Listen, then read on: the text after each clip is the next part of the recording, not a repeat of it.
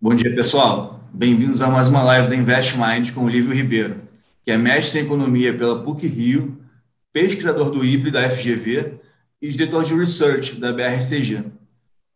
Hoje, na nossa live, a gente vai dar um maior enfoque a uma abordagem tutorial da economia. Então, se você tiver alguma dúvida, alguma pergunta, pode enviar aqui no nosso chat no YouTube. Eu sou Leonardo Alvarenga e também participo da conversa hoje o Lucas Marins, analista de equities da InvestMind. E antes de começar, eu queria dar um recado, que todas as nossas lives ficam gravadas aqui no YouTube. Lívio, muito obrigado pela presença. E eu vou começar com uma primeira pergunta, voltando à nossa primeira live, tá? Nosso Morning Call, a gente falou muito sobre os impactos da crise derivada do Covid. E você mencionou que teríamos uma recuperação em K, né? Com setores vencedores e perdedores, e um mundo mais desigual. Eu queria que você explorasse um pouco mais esse assunto e citasse quais seriam os maiores vencedores e os maiores perdedores aqui no Brasil, na sua opinião. Maravilha, Leonardo. Bom, boa tarde para todo mundo. O ponto é o seguinte, gente, esse choque ele é um choque que tem uma natureza muito específica, tá? Não só no Brasil, como no mundo inteiro, né? Todo mundo está super ciente das questões de isolamento social, das questões de necessidade de dar mais aporte às populações menos favorecidas com transferência de renda, do repique de inflação de alimentos que a gente tem observado, com a diminuição de preços de serviços que vem associados a isso também, com mudança de preços e de cesta de consumo relativa acontecendo aqui e lá fora.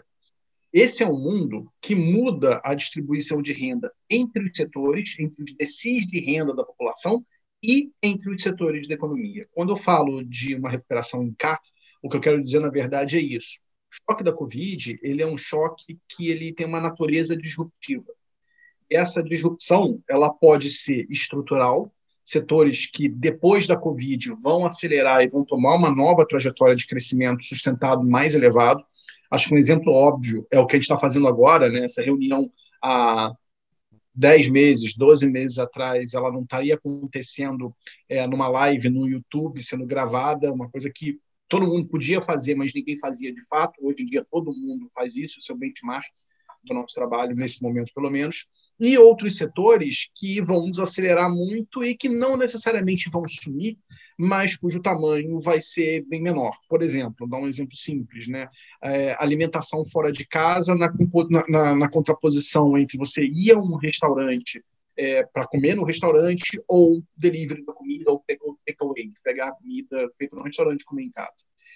Esses equilíbrios eles vão mudar. Então, quando eu digo que há uma recuperação provável em K, que eu quero dizer isso. Tem setores que, pós-Covid, vão ser o novo normal, e tem setores que, pós-Covid, eles são o normal anterior. E aí, esses setores eles vão ser menores do que eram antes desse choque sanitário pelo qual estamos passando. Beleza. Olá, Lívio, boa tarde. Boa tarde.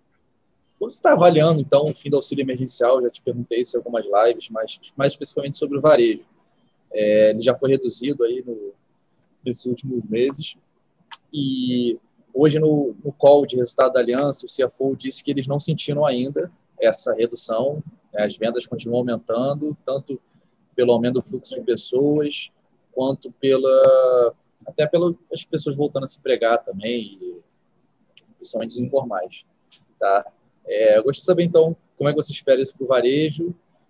Tem algum segmento mais específico dentro do varejo que pode se beneficiar, outro que pode sofrer um pouco mais, que supermercado, você já comentou, né? Foi beneficiado no início, material de construção.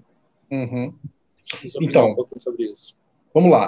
Deixa eu contar um pouco a história que foi e os riscos da história que pode vir. Tá? A história que foi, especialmente uma história associada aos grandes impulsos derivados do auxílio emergencial, é uma aceleração relativa muito grande do varejo de maneira geral frente a outros grandes setores, como produção industrial e serviços. E dentro do varejo, muito mais o varejo restrito do que o varejo ampliado. No varejo restrito, você tem um peso muito maior comparativamente dos segmentos de home appliance, vamos dizer assim, móveis, eletrodomésticos, e a parte de alimentação, principalmente hipermercados, supermercados, bebidas alcoólicas e fumo, que é o grande setor. Né? Esses setores eles tiveram, junto com o material de construção que está dentro do varejo ampliado, um desempenho estelar e foram um dos grandes responsáveis pela retomada do setor de varejo como um todo. Os dados de setembro, que é o primeiro mês da redução do auxílio emergencial, ele já roda 300 ou 600, os meses anteriores ele era de 600 ou 1.200, ele já mostra uma desaceleração do crescimento no varejo, e essa desaceleração ela é muito marcada, especialmente nesses setores que você tem, entre eles especificamente o setor de mercados e supermercados, a alimentação, onde você tem duas coisas conspirando contra, né? Você tem a diminuição do auxílio, teve um peso relevante na aceleração e deve ter um peso relevante na desaceleração, e aumento da inflação, que também ficou muito concentrada nesse setor, especialmente de alimentação. Então, olhando para frente agora, né, o grande jogo, na verdade, é entender o seguinte, se o auxílio foi importante, a diminuição do auxílio está se mostrando relevante para a diminuição da derivada de crescimento, continua a crescer, mas a velocidade é um pouco menor. Quando acabar o auxílio, o que entra no lugar? Né?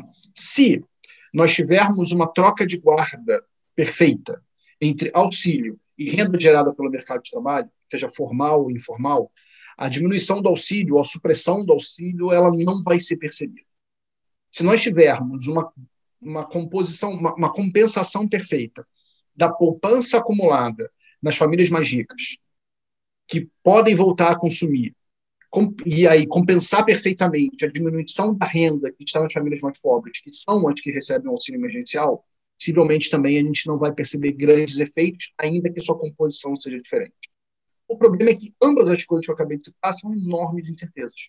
Né? Então, é um cenário que, a princípio, você deve ter, sim, algum tipo de choque. Um choque que significa um W na recuperação? Não necessariamente. Mas você precisa de uma série de elos dessa cadeia encadeando-se de forma quase perfeita para que você tire o auxílio, entre em outras coisas no lugar e você não tenha um buraco na retomada. Legal. A gente já tem a primeira pergunta aqui do público. É o Pedro Borges. Ele está perguntando, na verdade, ele está falando que na primeira live vimos que o Biden teria mais apoio na condução da política com a China. Se você pudesse dar um pouco mais de cor a isso, quais as consequências para o balanço de risco do Fed? Vamos lá. A discussão do Biden poder ter mais apoio nas políticas contra a China, na verdade, ela está muito relacionada à forma como possivelmente os democratas vão tocar a política externa americana. O Trump, ele, por definição, por natureza, ele é muito combativo, né? E foi uma política externa, vamos chamar de diplomacia do Twitter, né? Assim, não raro você tinha antecipação de movimentos que seriam feitos, até na assinatura do acordo comercial. O Trump, no seu Twitter pessoal, ele divulgou que o acordo estava sendo assinado umas 5 vezes antes do acordo ser efetivamente assinado. Né? Esse tipo de coisa sobre os democratas né? Fica mais, entre 30 aspas, profissional. Tá? E isso é importante porque isso muda um pouco o balanço de apoio às políticas americanas, porque uma discussão mais suave, feita de maneira mais organizada nos meios diplomáticos, você consegue trazer mais pessoas, potencialmente mais países para a sua causa, do que na estratégia Trump, que é uma estratégia de muito enfrentamento, inclusive criar problema com os seus próprios potenciais parceiros. Né? Trump teve problema com a União Europeia, Trump teve problema com o Japão, Trump teve problema com uma série de países. É difícil que o Biden faça isso de maneira tão clara. Então, trazendo para o balanço de riscos do Fed, eu não acho necessariamente que isso modifique o balanço de riscos do Fed, até porque esse processo que a gente está discutindo ele é muito mais secular e muito menos dramático do que seria sob uma administração Trump. Né? O risco de rupturas sob Biden ele é menor, o que é diferente de dizer que a pressão sobre a China ela não vai aumentar, ela vai aumentar, mas vai ser uma coisa mais suave e mirando em questões de mais longo prazo. Pedro, eu espero que eu tenha respondido a pergunta. Posso fazer uma pergunta aqui, ou você quer fazer? Fica à vontade. É que o Vitor ele fez uma pergunta ali no chat, perguntando sobre o cenário de queda de juros e pandemia. Se você acredita que os grandes bancos privados podem recuperar os níveis de rentabilidade em 2018 e 2019. Aí eu acrescentaria também uma pergunta, que é que a gente tem visto que esse ano a concessão de crédito deu uma reduzida, né, foi muito mais capitaneada pelos bancos públicos. E o que você se espera para isso? próximo ano, e também questão da inadimplência, que eu acho que está correlacionado, né? Porque se a inadimplência cair, isso não avança. Isso, vamos lá. Aqui tem um ponto, o mercado de crédito ele passou por várias cambalhotas esse ano, tá? Isso é um comentário bem importante. Primeiro, vamos falar ainda vamos falar de originação de crédito, banco público ou banco privado. Os bancos públicos ganharam market share, tá? Mas não é um evento igual ao de, por exemplo, 2011, 2012, quando eles eram a ponta de lança de concessão de crédito. Bancos privados continuam sendo, se você pensa na variação do estoque do crédito, a variação do estoque do crédito dos bancos privados, ela continua muito forte, mas os bancos públicos estão fazendo um catch-up. Isso tem uma relação direta não só com o fato de você ter banco público no momento de crise, você usa banco público, todo mundo usa, não tem nenhum demérito nisso, é normal. E várias das políticas de estímulo que estão sendo feitas preferencialmente pelos bancos públicos, um exemplo é o Pronamp, tá? Que é para as pessoas jurídicas. Quando você olha a pessoa, aí vamos falar de destino de crédito, destino à pessoa física e jurídica. No Covid, você tinha o crédito pessoa jurídica relativamente murcho, vamos dizer assim, com um crédito bem acelerado para pessoa física, e especialmente no segmento livre. Tá? Entra a Covid, as coisas invertem. O crédito que acelera muito é o crédito pessoa jurídica, e isso tem uma relação direta com as políticas de estímulo, né, de enfrentamento da crise. E o crédito pessoa física contrai bastante, até porque a gente teve muito isolamento social, períodos longos de isolamento social, então isso dificulta a pessoa ir à agência e tomar um crédito. Tá? Mais recentemente, o crédito pessoa física começou a melhorar, a normalizar um pouquinho, mas ele ainda roda abaixo do que rodava no pré-Covid. Né? Qual é o perfil desse crédito? Pessoa jurídica, você tem uma aceleração de todas as linhas, livre ou PJ, mas dentro das operações livres, especificamente capital de giro. Quase nada está sendo concedido em linha livre que não seja capital de giro, ou seja, não é um crédito exatamente produtivo, é um crédito, vamos chamar de boia de salvação, né? Para as empresas já conseguirem girar enquanto elas estão tendo problemas de caixa até a normalização da suscetibilidade. Se você olha o crédito PJ direcionado, tem uma participação gigantesca das linhas emergenciais com destaque absoluto para o Pronamp. Se você olha para as pessoas físicas, você tem uma brutal reversão do crédito, de cartão de crédito pessoal, de cheque especial. O crédito pessoal não chega a cair, cartão de crédito inverte, começa a contrair, cheque especial começa a contrair, crédito automotivo reduz, se eu não me engano, agora ele está bem perto de zero. Tá? Eu estou sempre falando de variação de estoque, tá? Não de concessão. E quando você olha para o crédito direcionado, uma explosão de concessão de crédito imobiliário. Tá? Explosão mesmo. Tá? Ela ganha no período da Covid alguma coisa como um ordem de grandeza de 2 pontos percentuais. Só nesses meses. Tá? Então, de fato, o mercado ele muda inteiro. Então, agora chegando na pergunta do Vitor, né? Como é que a gente tem que avaliar o resultado do ano que vem, a possibilidade de resultado do ano que vem? Eu acho que tem 2 grandes vetores. O primeiro vetor é isso. A composição do crédito mudou muito. Então, o que era relevante no passado não é relevante necessariamente para o resultado dos próximos trimestres. Né?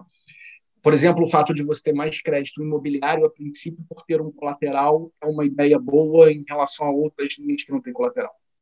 O que a gente tem observado é um recuo muito grande da inadimplência, seja de pessoa física ou pessoa jurídica, e, ao mesmo tempo, um aumento do endividamento das famílias, se você considera o imobiliário, já está no pico da série histórica, e um comprometimento de renda, que é o tamanho do serviço de dívida sobre a renda mensal, que caiu recentemente. Aí tem uma relação direta com 2 coisas.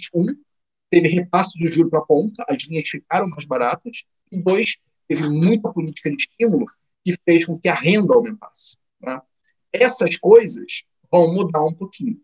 Né? A concessão de crédito, o juro Selic é baixo, mas as curvas de juros estão inclinadas, então a concessão de crédito ela deve estar sendo feita sobre requisitos um pouco mais estritos, e a discussão de renda, por causa também da diminuição dos auxílios e a incerteza que a gente tem a entrada do mercado de trabalho no jogo, ela tende a balançar um pouco para frente. Então, agora, respondendo objetivamente a pergunta dele, eu não sei o que vai acontecer com o balanço dos bancos para frente.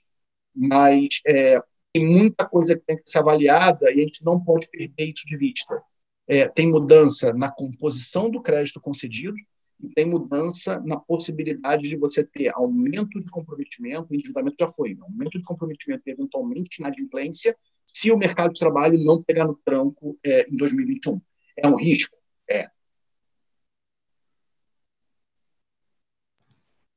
Ok. Eu vou agora passar um pouco para a parte do agronegócio. A gente teve em 2020 que a produção e a exportação do agronegócio cresceu muito, né? Em boa parte por conta do preço das commodities, do mercado internacional e da desvalorização do real. Você acredita que essas condições favoráveis vão se manter em 2021? Vamos lá. Faltou um ponto só no comentário, Leonardo, que também a gente tem que lembrar que teve um aumento muito forte da demanda relativa da China. Tá? E ele não teve uma relação direta com o câmbio. Tá? Eu acho que, na verdade, aqui o vetor é um pouco distinto. Tá? A China ela teve um choque muito forte no setor de commodities, principalmente em proteínas, no fim do ano passado, que foi a questão da gripe suína africana. Tá? Com isso, ela teve que matar grande parte das suas matrizes produtoras de proteína, e aqui a gente está falando especialmente de porco, tá? E ela ficou com disponibilidade interna baixa, ela começou a importar proteína do mundo inteiro. Isso começa no passado e continua e acelera muito nesse ano. Obviamente começa em porco, mas vai passando para os outros mercados por defeito de substituição, né? Começa com porco, vai para bovino, vai para aves, e aí você acelera os preços de proteínas de maneira geral. Se você pega, nesse momento, se eu pegasse os preços de commodities globais, tem uma média, que é o CRB, e aí se eu pegasse subsetores, proteínas, ou que a gente chama de livestock, né, gado, de maneira geral, alimentação, produtos industriais, commodities industriais básicas, energia e commodities industriais um pouco mais elaboradas, o que você veria é que o que mais cresce disparado é a parte de proteína, associada a gado. A segunda é a parte de foodstuffs, a parte de alimentação. Tá? Isso tem a ver com a mudança relativa de demanda, e tem a ver, por causa da Covid, e tem a ver com a aceleração relativa da China frente às outras economias. É um país que cresce quando ninguém mais cresce, basicamente, e é um país que tem uma demanda muito grande por commodities. Tá? As condições para manutenção de demanda por commodities no ano que vem, principalmente da parte agrícola, elas continuam fortes na China, porque o ciclo de normalização da oferta doméstica de proteína ele é relativamente longo. Vai ser um pouco menor do que esse ano, mas eu acho que até o meio do ano que vem, isso você inclusive consegue ver nos futuros de mercado, os futuros de preço de proteína continuam para cima até o meio do ano que vem. Segundo semestre do ano que vem já começa a ceder, mas para níveis relativamente altos em comparação histórica. Então, eu diria que a gente tem um horizonte ainda relativamente bom de condições de demanda e de preço nas commodities agrícolas e, especificamente, nas commodities ligadas à proteína. Mais uma pergunta em relação ao agro. Você acha que essa questão ambiental que o Brasil vem pode trazer algum impacto, ou qual o impacto que pode trazer essa questão ambiental para as ações do agronegócio brasileiro? Tudo Olha, agora o Biden foi eleito. Pois é. Eu te digo o seguinte, eu não sei se é uma coisa tão direta para o agronegócio, mas a questão ambiental e de forma mais frouxa, vamos dizer assim, a relação do Brasil com a agenda ESG, né, ela vai ficar mais séria numa administração democrata. Tá? Não acho que chegue-se no ponto de embargo comercial, como isso foi referido em algum momento. Tá? Acho que é um pouco demais. Mas o escrutínio sobre a atuação brasileira ele aumenta consideravelmente. Tá? Não me parece que você vai ter, por exemplo, um chinês falando que não vai importar carne do Brasil porque teve uma queimada na Amazônia. Eu não consigo ficar nesse ponto. Não. Isso é diferente de dizer que um fundo soberano escandinavo não vai ter um pouco mais de, vamos dizer assim, cuidado ao investir no Brasil, dado que o país não respeita as melhores práticas de ESG. Então, eu diria que é mais no setor financeiro o efeito e menos em commodity real. Evidentemente, tem uma relação via câmbio, né? Porque a capacidade de financiamento de qualidade da economia brasileira ela cai quando você vai expulsando esses grandes players globais por questões, vamos dizer assim, institucionais.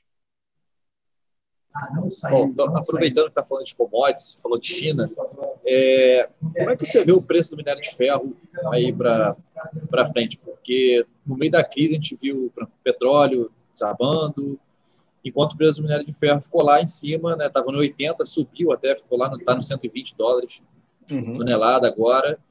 Como é que você vê, como é que está a política econômica da China de expansão fiscal, monetária, e como isso tem impacto no preço do minério?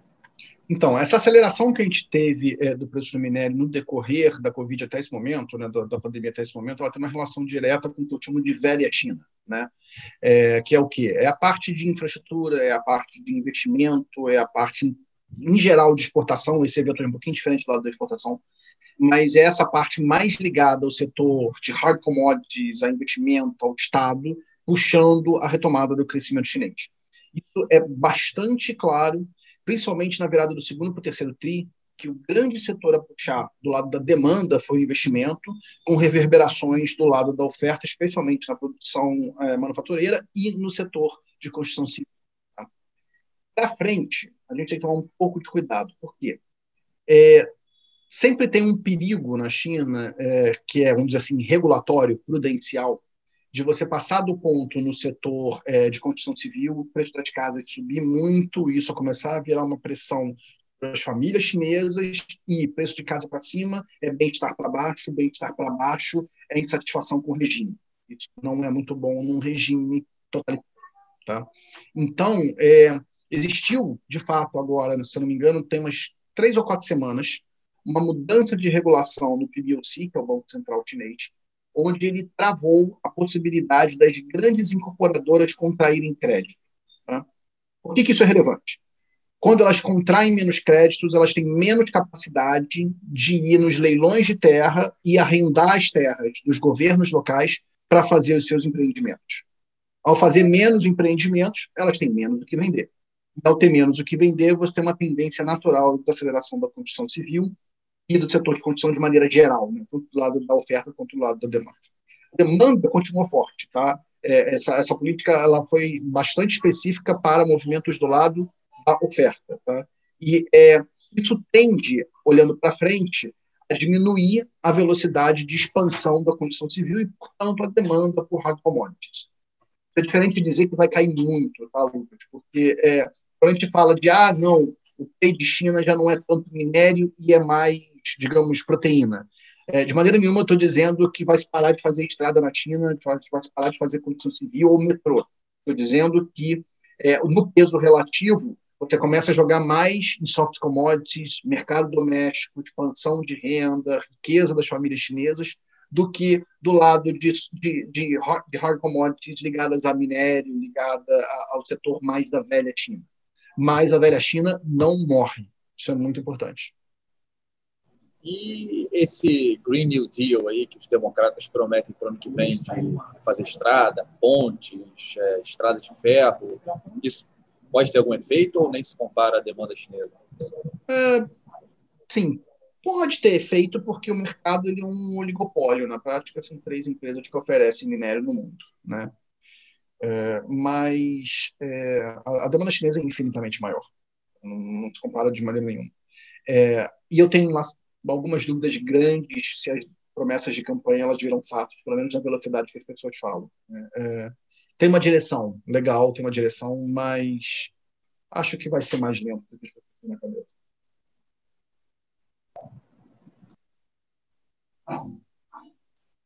Ok, Lívio. Eu queria falar sobre alimentos, né? Na verdade, o preço dos alimentos sofreu uma alta recentemente, em decorrência até dos preços praticados no mercado internacional, né? Uhum. Essa questão chinesa que você abriu agora também. Você acha que isso vai comprometer a nossa meta inflacionária? Não sei se esse ano. Deixa eu só fazer um comentário super importante, né? Quando a gente fala de mercado internacional, falando da inflação chinesa, se você fala em inflação chinesa, ela começou a cair fortemente, tá? O grande pico de aceleração de alimentação foi lá atrás e ela está desabando. O dado você trouxe para a inflação em 12 meses para meio, se eu não me engano. Um núcleo e meio e um colapso dos bens, especificamente em alimentos. Então, a onda lá já diminuiu. Tá? Tendo dito isso, por exemplo, para o Brasil, a gente está ainda na ascendente. Tá? Claramente na ascendente. O choque de alimento, ou um choque de oferta que seja, de maneira geral, ele deveria fazer o que na função de reação do Banco Central? Criteriosamente nada se ele não tem efeitos de segunda ordem, ou seja, se ele não tem efeitos sobre a formação de expectativas e se não tem efeitos sobre a formação de outros preços que não a alimentação na economia. Mais importante do que o headline de inflação, ficar acima ou abaixo da meta, é a composição dele. Tá? O fato de ele estar acelerando, sinceramente, não quer dizer muito. Agora, o que é mais importante que a gente tem que começar a acompanhar de maneira mais organizada, e a gente tem feito isso recorrentemente, é o seguinte, olha, os últimos dados de inflação, especialmente os relativos a outubro, tanto no 15 quanto no cheio, eles mostraram uma pequena evidência de espalhamento da inflação. Pequena, tá? Se isso continuar, a gente vai ter uma luz amarela acesa, tá? Isso pode continuar? Pode. É cenário central? Eu acho que para o Banco Central, claramente não. Eles falam inúmeras vezes que é temporário. E, com a informação que a gente tem nesse momento, eu concordo com a avaliação do Banco Central. A avaliação pode estar errada? Pode, especialmente se você tiver a demanda, esse repique de demanda que a gente sabe que aconteceu, transformando numa coisa mais perene. E aí, sim, você começa a passar para outros bens e serviços. Por enquanto, não é o que a gente está vendo. Mas temos que acompanhar isso com atenção. Olívio, bom, hoje saiu a PMS, né, ela avançou aí 1,8 na comparação mensal, mas ainda com uma queda de 7,12 em relação a setembro do ano passado. Uhum. Cara, tem algum segmento específico mais dentro do setor de serviços que já está andando um pouco melhor, pouca gente vendo? Vamos lá. Tem uma separação muito clara. Se você vem não tanto para o segmento, se vai para os subsetores, isso é melhor. Tá? Nos segmentos, outros serviços prestados, que é uma quimera, né, são outros serviços, ele roda um pouco acima do nível pré-Covid. Tá? Se você olha os subsetores, a parte de tecnologia da informação corre acima. Né? E a razão é exatamente esse call. Tá? Agora, se você olha, tem muita coisa muito negativa ainda, especialmente os serviços prestados às famílias. Tá? E aí, o que tem de participação muito grande nisso, a parte de alimentação e recreação está exatamente ali dentro. Tá? Só para vocês terem números na cabeça, sempre pensando no nível pré-Covid. Tá? Os serviços, de maneira geral, o volume de serviços está rodando alguma coisa como 8 pontos percentuais abaixo do nível de fevereiro. Mas se você pega os serviços prestados às famílias, eles estão correndo alguma coisa como 35 pontos percentuais abaixo ainda. Tá? Já teve muito pior, voltou. Mas é uma volta longa, por quê? É a discussão da perenidade de mudança de padrão de consumo, não é uma coisa estrutural, ninguém vai ficar para sempre sem ir num restaurante, mas a gente pode ficar um bom tempo sem ir num restaurante. E aí isso tem efeitos que vão carregar pelo horizonte relevante de política monetária, por exemplo. Obrigado, Lívio. A gente já está batendo nosso horário aqui, eu vou abrir para as considerações finais. Não, acho que o ponto central é o seguinte, gente, tem muita heterogeneidade, as perguntas agora foram ótimas, assim, a gente falou de vários temas, e repara que tem muita heterogeneidade, né, na retomada local e global, tem muita heterogeneidade, muito efeito diverso nos setores, tem muita discussão a respeito de perenidade, de permanência ou, vamos dizer assim, temporalidade do choque, tá? Essa é uma avaliação que eu acho que é central, que todo mundo tem que fazer. Né? Se a gente faz a discussão de setores, se a gente faz a discussão de eventuais ações em bolsa, se a gente faz a discussão de juros, tudo que a gente está discutindo ao fim e ao cabo é a história da recuperação em K. Tem gente que vai acelerar, tem gente que vai voltar, e tem setores que morrem, tem setores que estruturalmente vão voar, e tem setores que vão ficar um período nessa transição. O que a gente tem que entender, e de fato, isso não é muito trivial e varia de setor para setor, é o quanto do choque é permanente, o quanto dele é temporário e o quanto dele é persistente. Ou seja, ele não é estrutural, mas ele dura um tempo suficiente para a gente quase achar que ele seja. Esse é o jogo da análise setorial, esse é o jogo, inclusive, da discussão de inflação. Lívio, muito obrigado mais uma vez pela presença. Obrigado, pessoal, quem assistiu. Siga nosso canal aqui no YouTube e até a próxima. Tchau, pessoal. Muito obrigado. Até a próxima. Tchau, tchau.